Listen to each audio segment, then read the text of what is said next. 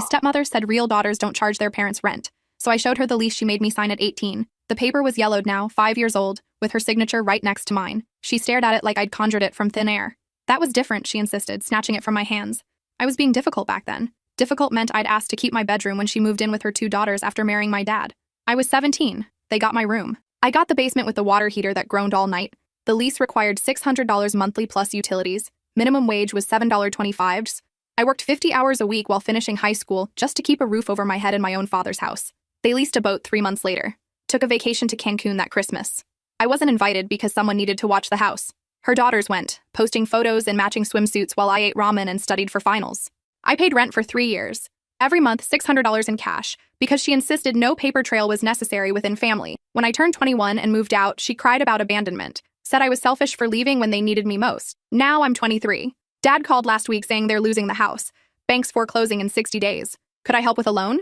Family takes care of family. I agreed to come over and discuss it. That's when she started with the real daughter speech, trying to guilt me into handing over my savings, the $32,000 I'd scraped together from working doubles as a medical assistant, living with 2 roommates, eating meal-prepped chicken and rice for 3 years straight.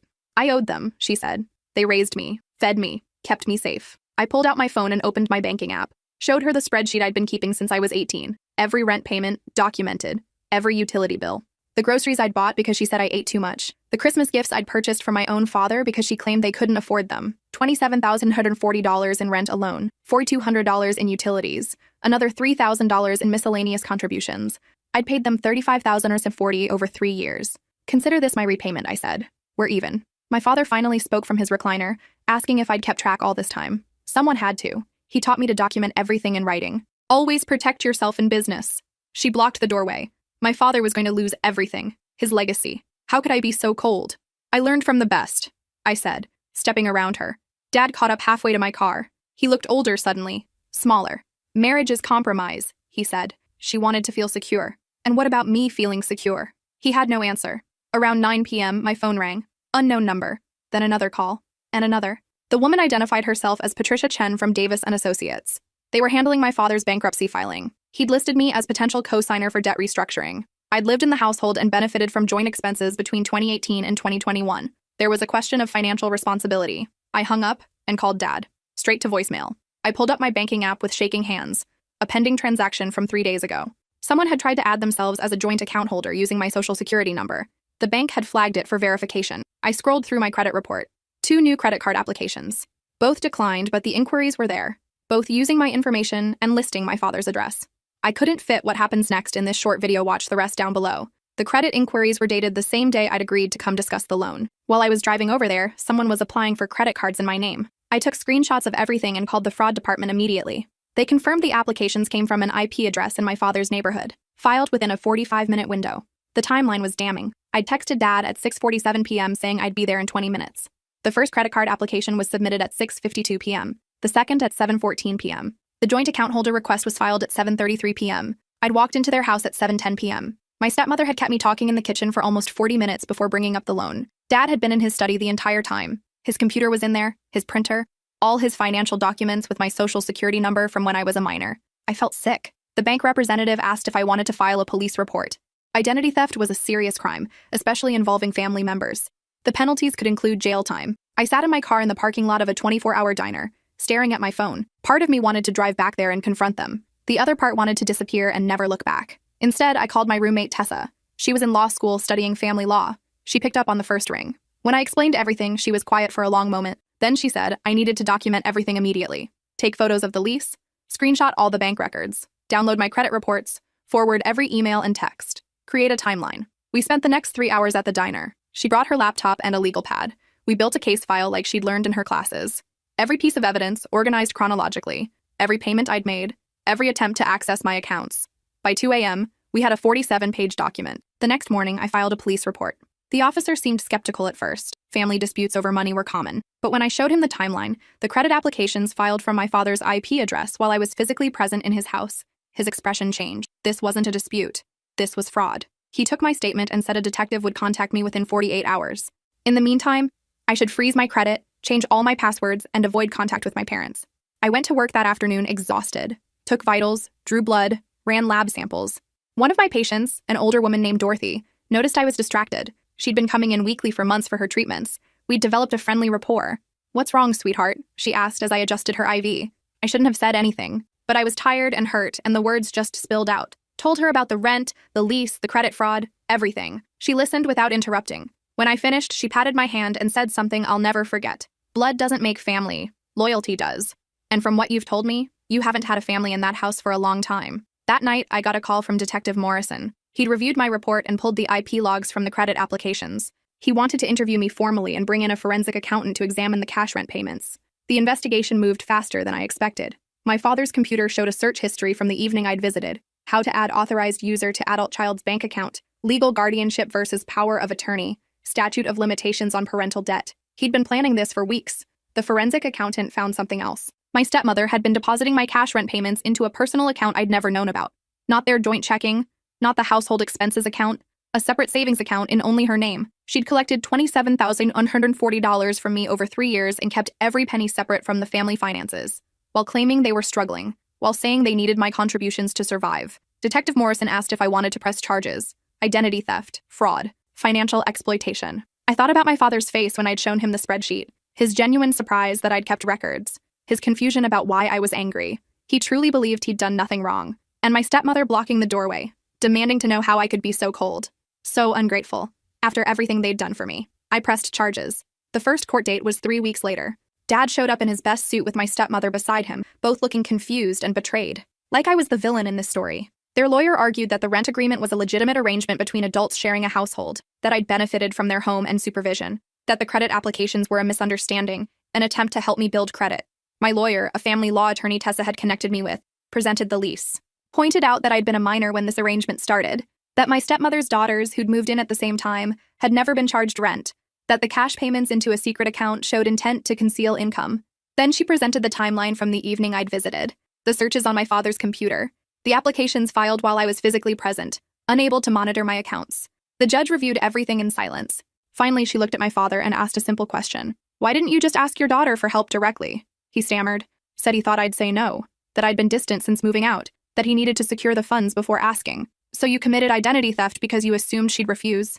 When he didn't answer, she ruled: pending criminal investigation, restraining order against both parents. They were prohibited from contacting me or attempting to access my financial accounts. Court would reconvene in 60 days. I walked out of that courthouse shaking. My stepmother tried to approach me in the parking lot, but her lawyer pulled her back. Dad just stood by his car, looking lost. Tessa drove me home. We picked up takeout and sat on our apartment floor eating pad thai while she explained what would happen next. Criminal charges took time. The financial exploitation case was solid, but family court was unpredictable. I should prepare for a long process.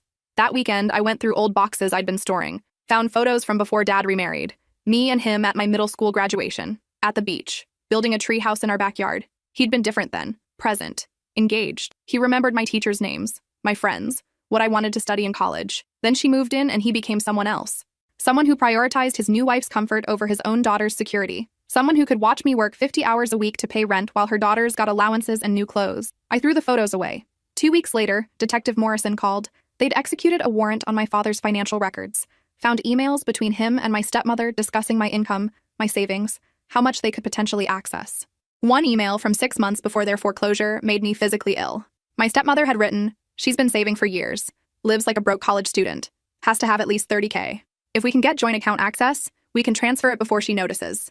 By the time she figures it out, we'll have saved the house." My father's response: "Let me handle it. She'll help once she understands the situation." They'd planned this for months. The prosecutor offered them a plea deal: plead guilty to attempted fraud, pay restitution, 3 years probation, no jail time if they stayed away from me and completed financial counseling. My father's lawyer advised him to take it. A trial would mean worse charges, possible prison sentences. This way they could rebuild. But my stepmother refused. She wanted to fight it, insisted I was making everything up, that I'd manipulated the evidence, that I was vindictive and cruel. She posted on social media about ungrateful children who destroy their families over money. Her friends commented supportively. My father's colleagues reached out asking if they could help. Several offered to testify as character witnesses. None of them knew the full story. They saw a middle-aged couple losing their home, betrayed by a daughter they'd raised and supported. They didn't know about the lease, the cash payments, the secret account, the credit fraud. I made my social media private and blocked anyone connected to them. The trial was scheduled for October, 4 months away. In the meantime, I tried to rebuild my life, picked up extra shifts at work, started therapy, tried to stop checking my credit report obsessively every morning. My roommate Tessa graduated from law school and got a job at a firm specializing in family law. Her first case was representing a 19-year-old girl whose parents had been charging her rent since she was 16. Tessa called me after the initial consultation, her voice tight with anger. "It's the same pattern," she said. "Financial exploitation hiding behind family duty." She won that case. The girl got restitution and emancipation, moved out and enrolled in community college. Tessa started taking on more cases like it. Young adults discovering their parents had been systematically exploiting them financially, charging excessive rent while refusing to cover basic needs, stealing tax returns, opening credit cards in their children's names. It was more common than anyone realized.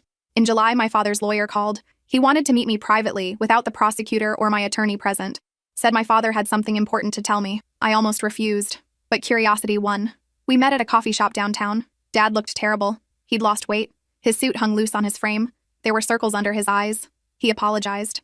Said he'd been blind. That he'd let my stepmother convince him I owed them something for raising me. That he'd never meant for things to go this far. I listened without responding. He explained that my stepmother had been the one pushing for everything. The rent, the secret account, the credit applications. She'd convinced him I was selfish and distant, that I looked down on them, that I needed to learn responsibility. "I'm not blaming her," he said quickly.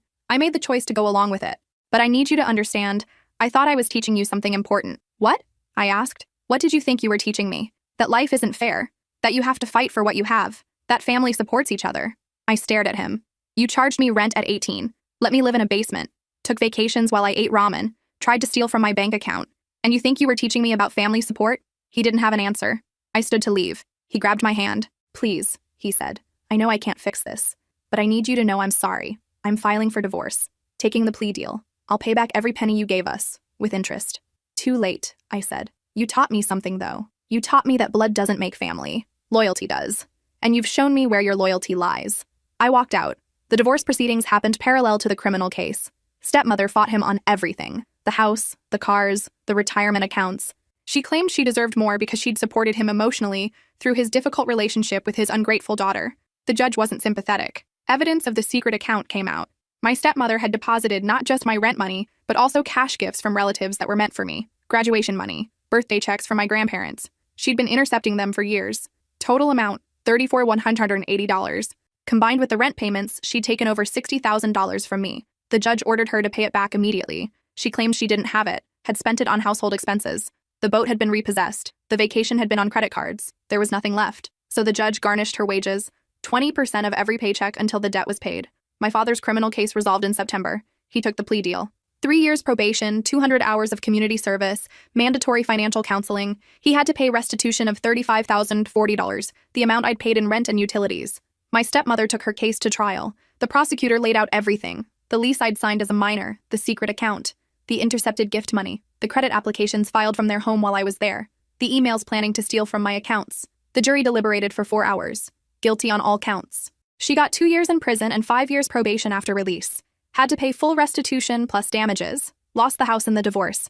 I didn't attend the sentencing. Tessa went and took notes for me. Said my stepmother cried and claimed I'd ruined her life. That she'd only ever wanted what was best for the family. The judge told her that exploiting children, biological or not, was never in anyone's best interest. My father called the night after sentencing, left a voicemail, said he understood if I never wanted to speak to him again, that he'd signed over his portion of my college fund, what little was left, that he loved me and was sorry. I saved the message but didn't call back. Instead, I started volunteering with Tessa's firm, helping young people navigate financial exploitation cases, sharing my story, showing them how to document abuse, how to protect themselves. One girl, Ivy, was 19, and had been paying her parents $800 monthly since she was 16. She dropped out of high school to work full-time. Her parents told her it was temporary, just until they got back on their feet. That was 3 years ago. We helped her calculate what she'd paid, $28,800. Her parents had taken nearly $30,000 from her teenage years. Ivy filed for emancipation and sued for restitution. Her parents claimed she'd wanted to contribute, that she'd offered the money freely. Then we found her diary. Entries describing how her father had threatened to kick her out if she didn't pay. How her mother had cried and said they'd lose the house without her help. How guilty she'd felt for wanting to save money for herself instead of helping family. She was awarded full restitution plus damages for emotional distress.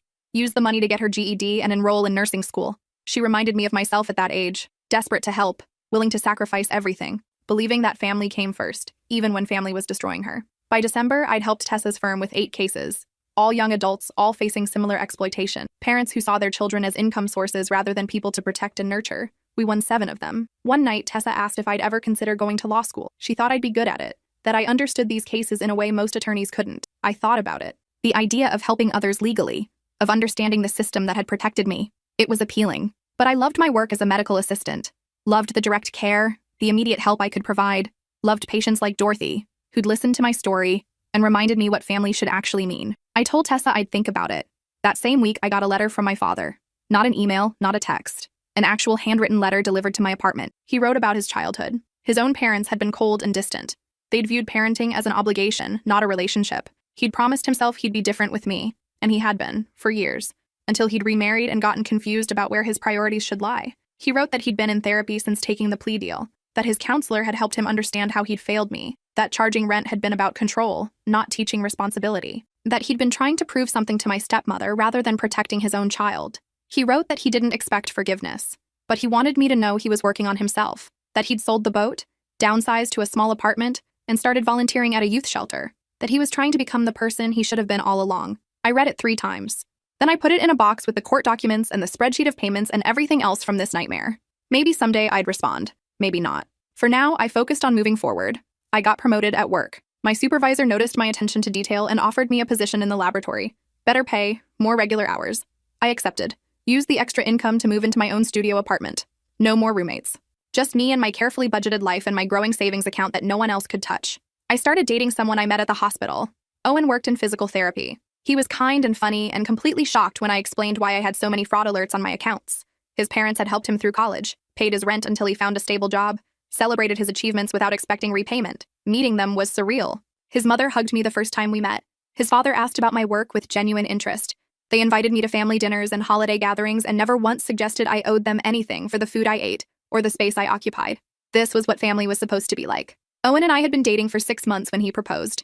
Nothing elaborate, just the 2 of us hiking a trail we loved, and him pulling out a simple ring and asking if I wanted to build a life together. I said yes. We planned a small wedding. His family, my friends from work, Tessa and her girlfriend. Maybe 30 people total. I didn't invite my father. He sent a card anyway. Congratulations on the engagement. I'm happy for you. I understand why I'm not invited. Love, Dad. I almost threw it away. But Owen said I should keep it, just in case I ever wanted to revisit the relationship later.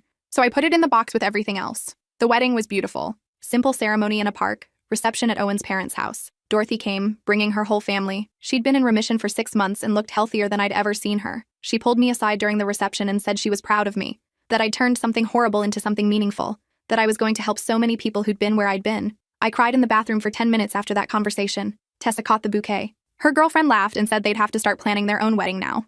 Owen and I honeymooned in Colorado, spent a week hiking and sleeping in and eating at restaurants without checking prices first. It felt extravagant and wonderful. When we got back, there was another letter from my father. He'd heard about the wedding through someone, didn't say who. He was happy for me, wished he could have been there. Enclosed a check for $10,000 as a wedding gift. I stared at that check for a long time. Owen said it was up to me whether to cash it, that he'd support whatever I decided. I called Tessa. She said legally the money was mine with no strings attached. A gift from a parent to a child, documented properly this time. But she also said I should think about what accepting it would mean, whether it would feel like opening a door I'd intentionally closed. I thought about it for 3 days. Then I donated the entire amount to Tessa's firm, specifically earmarked for young people facing financial exploitation who couldn't afford legal representation. My father's money helping other people escape the kind of situation he'd put me in. There was a certain poetry to that. Tessa called when she got the donation, asked if I was sure. I told her I'd never been more certain of anything. A month later, the firm took on a case using that money. A 20-year-old named Quinn, whose mother had been charging her $1,200 monthly rent since she was 17. Quinn was working 2 jobs and barely surviving. Her mother had also taken out credit cards in her name and maxed them out. The situation was so similar to mine, it hurt to read the case file. Tessa won. Quinn got restitution, the credit card debt was transferred back to her mother, and she got a restraining order. She moved into her own apartment and enrolled in college using the restitution money for tuition. She sent me a thank you card, said she'd heard about my story through Tessa, that knowing someone else had survived this gave her hope that she could too. I kept that card on my refrigerator. Life settled into a new normal. Work, home, time with Owen, volunteering with Tessa's firm on weekends, building a life that felt stable and safe. My father continued sending occasional letters, never asking for anything, just updating me on his life. He'd completed his probation, was working as a bookkeeper for a nonprofit, had joined a support group for parents who damaged relationships with their children. I read them but never responded. Then, 2 years after my wedding, I got a call from a hospital in the next county. My father had been in a car accident. Nothing life-threatening, but he'd listed me as his emergency contact. Owen drove me there. I walked into that hospital room not knowing what I'd feel. Dad looked small in the bed, bandages on his head, cast on his arm. He seemed surprised to see me. They said you were my emergency contact, he explained. I thought they'd made a mistake. I updated it after the divorce, I said. Never changed it back. We sat in awkward silence. Finally, he asked about my life, my job, my marriage. If I was happy, I am, I said. Very happy. He smiled, genuine and sad. I'm glad. You deserve that. A nurse came in to check his vitals, asked if I was his daughter, said he talked about me often, how proud he was of my work, my marriage, the person I'd become. I stayed for an hour. We didn't talk about the past, didn't address the hurt or the money or the years of silence. Just talked about neutral things. The weather, a book he'd been reading, my recent promotion at work. When I stood to leave, he thanked me for coming, said it meant more than I knew. I'm not ready to have a relationship with you, I said. Maybe someday, but not now. He nodded. I understand. Thank you for telling me directly instead of just disappearing. Owen was waiting in the car. Asked how I felt. Confused, I admitted. He's different. But I don't know if it's real or temporary. Don't know if I can trust it. You don't have to figure it out today, Owen said. Take your time. So I did. Over the next year, my father and I exchanged occasional emails. Nothing deep or meaningful, just brief check-ins. He'd share something interesting he'd learned. I'd mention a case I'd helped with through Tessa's firm. Slowly, carefully, we built something that wasn't quite forgiveness, but wasn't complete estrangement either. My stepmother was released from prison after serving 18 months. She immediately violated her restraining order by showing up at my workplace. Security escorted her out, and she was sent back to finish her sentence plus additional time for the violation. I didn't feel triumphant, just tired. Tessa's firm had grown. She'd hired 3 more attorneys and expanded their pro bono program. They were handling cases across 3 states now, helping dozens of young people escape financial exploitation. She asked me to speak at a fundraiser, share my story publicly for the first time. I almost said no. The idea of standing in front of strangers and admitting how I'd been used by my own family felt humiliating. But then I thought about Quinn's thank you card, about Ivy succeeding in nursing school, about all the people who might hear my story and realize they weren't alone. I said yes. The fundraiser was packed. Over 200 people. I stood at the podium with note cards I'd prepared, my hands shaking. Then I looked out at the crowd and saw Dorothy. She'd brought her whole family again. They were all smiling at me, encouraging. I took a deep breath and started talking. Told them about the lease I'd signed at 18, the basement bedroom, the cash payments that disappeared into a secret account, the credit fraud, the trial, the restitution I'd used to help others. When I finished, the room was silent. Then someone started clapping. Then everyone. Afterward, 12 people approached me. They all had similar stories. Parents charging excessive rent, stealing from accounts, taking credit cards out in their children's names. They wanted to know what to do, how to protect themselves, whether it was worth fighting. I stayed until midnight answering questions and connecting people with Tessa's firm. Owen found me in the parking lot after everyone left. He hugged me and said he was proud of me. That night, lying in bed, I thought about how far I'd come. From an 18-year-old in a basement paying rent to my own family, to a 26-year-old helping others escape the same situation. My father's final lesson had been accidental. He'd taught me what family shouldn't be, and in doing so, he'd shown me what I needed to become. I never did respond to most of his letters, but on his birthday that year, I sent a card. Just a simple message, working on it. Give me time. He wrote back, take all the time you need, I'll be here. And maybe, eventually, that would be enough. 3 months after the fundraiser, Tessa called with an opportunity. A national organization focused on financial abuse prevention wanted to feature my story in their campaign. They'd interviewed dozens of survivors and thought mine represented a pattern they were seeing more frequently. Adult children being systematically exploited by parents who viewed them as retirement plans or income sources. I asked for time to think about it. Owen and I discussed it over dinner. He worried about my privacy, about strangers knowing intimate details of my past. But he also understood the potential impact. How many people might see the warning signs in their own families? I called Tessa back and agreed, with conditions. No photos of my face. Pseudonym only. My father and stepmother's identities completely protected. The campaign launched in spring. My story appeared alongside 7 others. A 24-year-old whose mother had stolen her entire college fund. A 19-year-old whose father had taken out loans in his name. A 22-year-old whose parents had been garnishing her wages directly from her employer. The responses were overwhelming. The organization's hotline received over 3,000 calls in the first week. Young people realizing they weren't crazy, that what their parents were doing had a name, that they had legal recourse. Tessa's firm was flooded with requests. She had to turn away cases, referring them to other attorneys. The demand was that high. I started leading support groups through the organization. Monthly meetings where survivors could share their experiences without judgment. We met in a community center downtown, usually 15 to 20 people showing up. The stories were heartbreaking and familiar. Parents who'd convinced their children that exploitation was love, that sacrifice was obligation, that questioning authority was betrayal. One woman, Zara, was 28 and had been supporting her parents financially since she was 19. They'd never worked, claiming disability benefits while living off her income. She'd just discovered they'd been lying about the disabilities. Were perfectly capable of working, had been for years. Another participant, Vaughn, was 21. His father had opened 17 credit cards in his name starting when he was 16. Vaughn's credit score was 430. He couldn't rent an apartment, get a car loan, or pass background checks for jobs. His father kept promising to fix it, but never did. These weren't isolated incidents. This was a pattern. I shared my story at every meeting, not for sympathy but for solidarity, to show that survival was possible, that on the other side of confrontation and legal battles and painful separations, there was peace.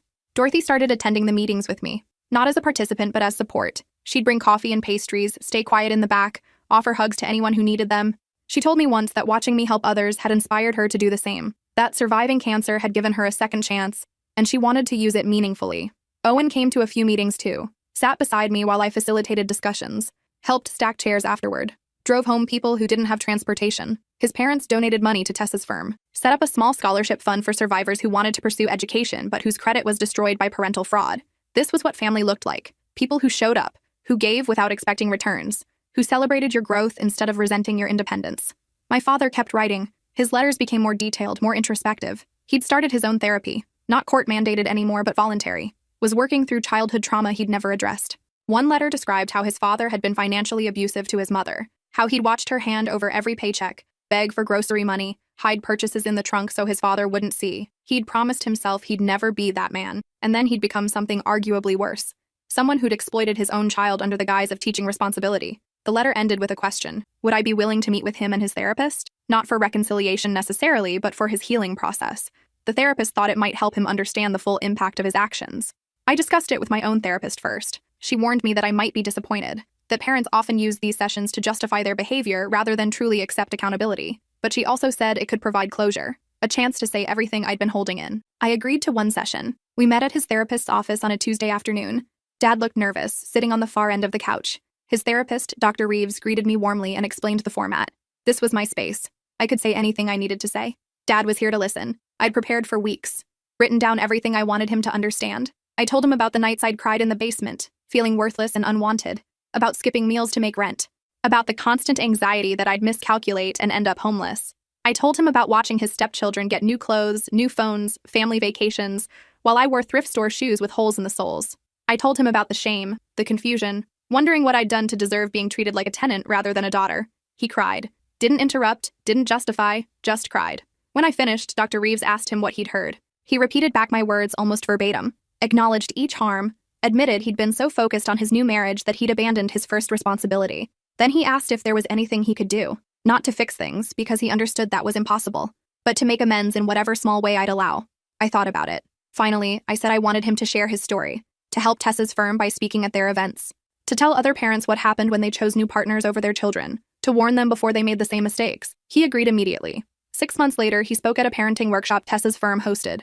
30 parents attended, mostly people who'd remarried or were planning to blend families. He told them everything: the rent, the exploitation, the fraud, the years of estrangement, how he'd destroyed his relationship with his daughter because he'd been too cowardly to set boundaries with his new wife. Several parents cried. A few walked out, offended by his honesty, but most stayed, asked questions, took notes, seemed genuinely committed to doing better. One father approached me afterward, said he'd been planning to charge his 17-year-old son rent once he graduated high school, thought it would teach responsibility. My father's story had changed his mind. That conversation stayed with me for weeks. Tessa's firm continued growing. They opened a second office in a neighboring state, hired 2 more attorneys and a full-time victim advocate.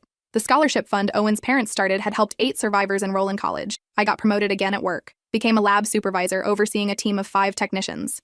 The pay increase let Owen and I buy a small house. Nothing fancy, just a 2-bedroom with a yard and a porch. I planted a garden that spring. Tomatoes, herbs, flowers. Spent weekends with my hands in dirt, growing things. Owen built a bookshelf for the living room. We filled it with novels, medical journals, legal reference books from Tessa, cookbooks from his mother. We hosted our first dinner party that summer. Tessa and her girlfriend came, Dorothy and her husband, Ivy, the girl from one of Tessa's early cases, who'd graduated nursing school and now worked at the same hospital as me. We ate grilled vegetables from my garden and laughed about nothing important, made plans to do it again next month. This was the life I'd built, not despite what happened, but because of it. My stepmother was released from prison finally, finished her full sentence plus the violation time. She moved 3 states away.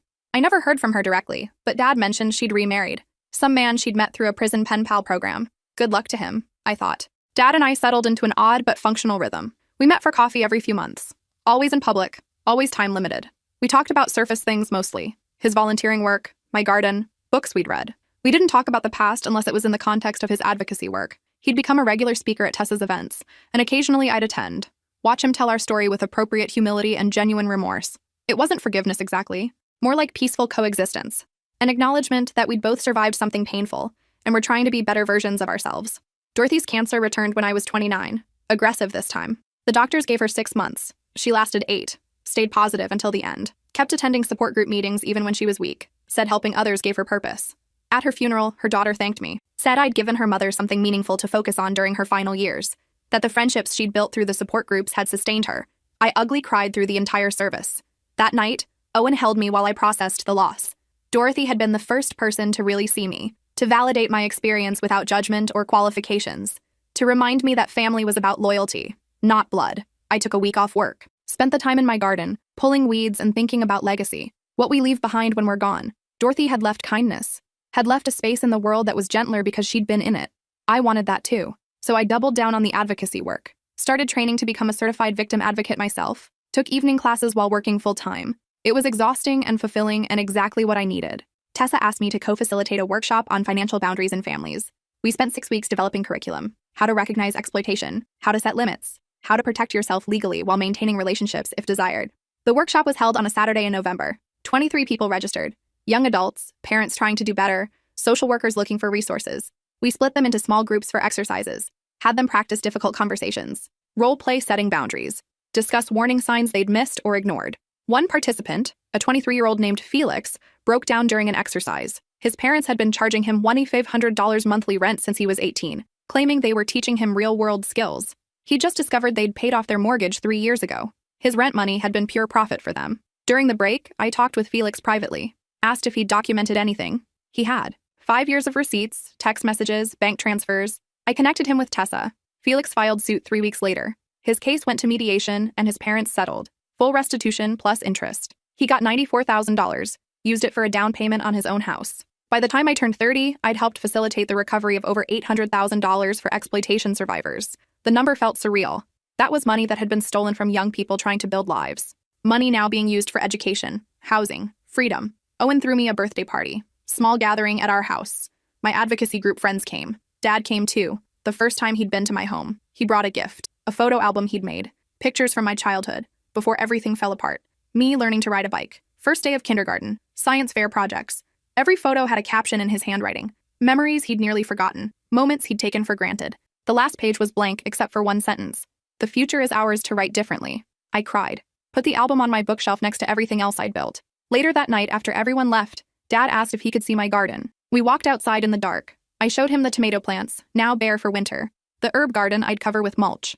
The flower beds waiting for spring. You built something beautiful, he said. Not just here, everywhere.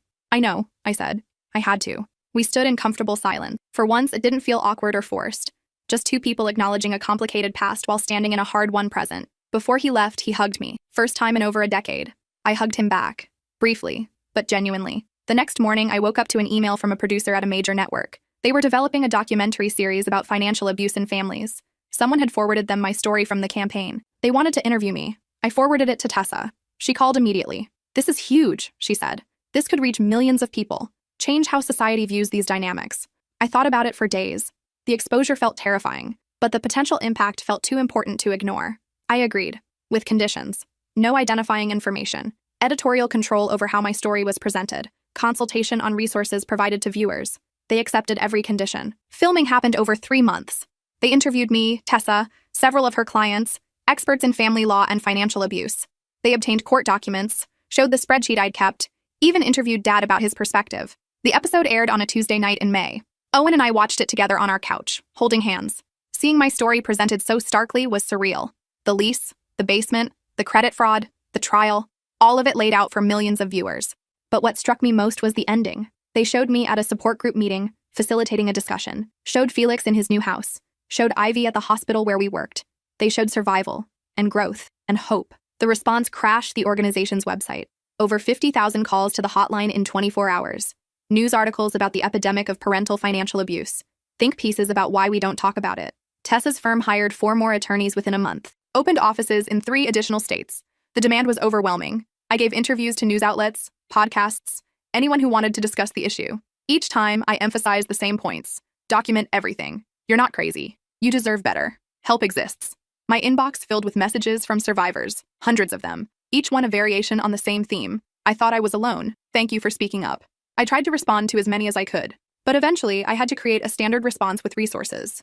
There were simply too many. The documentary won awards. The network commissioned a second season focusing on other forms of family exploitation. They wanted to feature Vaughn's story. The young man with 17 credit cards opened in his name. He agreed. By then, he'd finished Tessa's program, rebuilt his credit, gotten a good job. He wanted to help others who'd been where he was.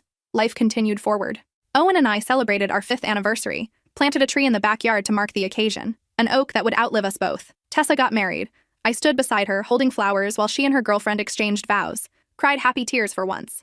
Dad completed his community service hours and started volunteering at the youth shelter full-time. He'd found his calling, apparently, helping kids in crisis situations, making sure they had someone in their corner. He sent me updates occasionally, stories about teenagers he'd helped, kids who reminded him of me at that age. He was trying to do better by them than he'd done by me. I appreciated the effort.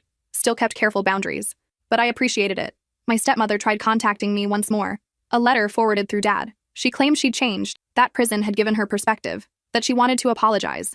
I threw the letter away without reading past the first paragraph. Some doors don't need to be reopened. On my 32nd birthday, I received a letter from a stranger, a woman named Cordelia who'd seen the documentary. She wrote that she'd been planning to start charging her daughter rent on her 18th birthday next month, had the lease already drafted. Watching my story had changed her mind. She'd torn up the lease, apologized to her daughter. They were working on their relationship now, building trust instead of resentment. I'm sharing this because you should know the impact you've had, Cordelia wrote. You saved my relationship with my daughter. You saved her from years of pain. I put that letter in the photo album Dad had given me, right on that blank page about futures we write differently. The advocacy work continued. Support groups evolved into a full nonprofit organization. We got grant funding, hired staff, expanded services. I became the executive director somehow. Never planned for that. But it felt right. Using my experience to create systemic change, to build something that would outlast my individual efforts. We launched an app that helped young people document financial abuse, take photos of documents, record transactions, create time-stamped logs, everything stored securely in the cloud, accessible for legal proceedings. Within 6 months, the app had 40,000 downloads. Tessa's firm partnered with us, created a legal clinic specifically for app users, streamlined the process from documentation to filing to resolution. The success stories kept coming. A 19-year-old in Texas who recovered $45,000, a 25-year-old in Maine who got full restitution plus damages, a 21-year-old in Oregon whose parents were criminally charged. Each victory felt personal. Each survivor represented someone who wouldn't have to suffer as long as I had. Owen and I started talking about kids, whether we wanted them, what kind of parents we'd be. I was terrified, honestly. Terrified I'd repeat patterns I'd learned. Terrified I'd mess up in different ways. But Owen reminded me that awareness was half the battle, that I'd spent years learning what not to do, that our kids would be lucky to have parents who'd already done so much work on themselves. We started trying, got pregnant on the second cycle. I cried when the test showed positive. Happy tears and terrified tears all mixed together. Owen kissed my forehead and promised we'd figure it out together. The pregnancy was uneventful medically, but emotionally, it brought up everything. I dreamed about my father constantly, about the basement, about counting change to make rent. My therapist said it was normal, that becoming a parent often triggered unresolved childhood trauma, that I was processing. I started writing letters to my future child. Not to send, just to process. Promising them things I'd never had. Security, unconditional love, a home that felt safe. One letter said, "You will never have to earn your place in this family. You will never have to pay rent or prove your worth or justify your existence. You will be loved simply because you exist." I read it to Owen. He cried. Dad asked if he could be involved with the baby, be a grandfather, try to do better this generation. I said maybe, that we'd start slow, that he'd have to earn trust, but that I was willing to let him try. He seemed grateful just for the possibility. We had a girl, Autumn, born on an October morning when the leaves were changing and the air smelled like possibility. She was perfect, tiny and wrinkled and utterly dependent. Looking at her, I understood my father's failures in a new way. Not forgiveness exactly, but understanding. Parenting was terrifying. The responsibility of keeping another human alive and healthy and emotionally well was overwhelming. But I had Owen, and Tessa, and all the support structures I'd built over years of healing. Dad met Autumn when she was 2 weeks old. He held her carefully, tears streaming down his face. He whispered an apology. To her, to me, to himself maybe. "I'm going to do better by you," he told her. "I promise." And maybe he would. Maybe this was his chance at redemption, or maybe he'd fail again. Either way, Autumn would be protected. I'd make sure of that. The nonprofit continued growing. We expanded into schools, teaching financial literacy and abuse prevention, trained teachers to recognize warning signs, created curricula that empowered students. Early intervention, we called it, catching problems before they escalated, before kids had to suffer for years like I had. The work felt endless, but it also felt meaningful. Autumn grew, started crawling, then walking, then talking. She was curious and fearless and loved books. Owen and I read to her every night. Stories about brave kids and found families and people who overcame impossible odds. Sometimes I'd look at her and marvel that this tiny person existed because I'd survived, that my pain had somehow led to her joy. Life wasn't perfect. I still had hard days, still checked my credit report obsessively, still flinched when someone mentioned family obligations. But I also had good days. Days when I felt proud of what I'd built. Days when survivors thanked me for giving them hope. Days when Autumn laughed and the sound erased years of hurt. Dad stayed involved. Babysat occasionally, always respectful of boundaries. Brought age-appropriate gifts. Showed up consistently. He was trying. It wasn't everything, but it was something. On Autumn's second birthday, we had a party in our backyard. Friends, colleagues, support group members, people who'd become family by choice. Dad came, brought a card with a savings bond inside. Started when Autumn was born, he explained, for college. No strings attached, just a gift. I almost cried. Not because of the money, because of what it represented. Him trying to give her what he'd failed to give me. That night, after everyone left, I sat in Autumn's room watching her sleep. She was surrounded by stuffed animals and books and safety. She'd never know what it felt like to count change for rent, to eat ramen for months, to feel unwanted in her own home. That was my gift to her. Breaking the cycle, creating something different. And maybe that was enough. Maybe that was everything.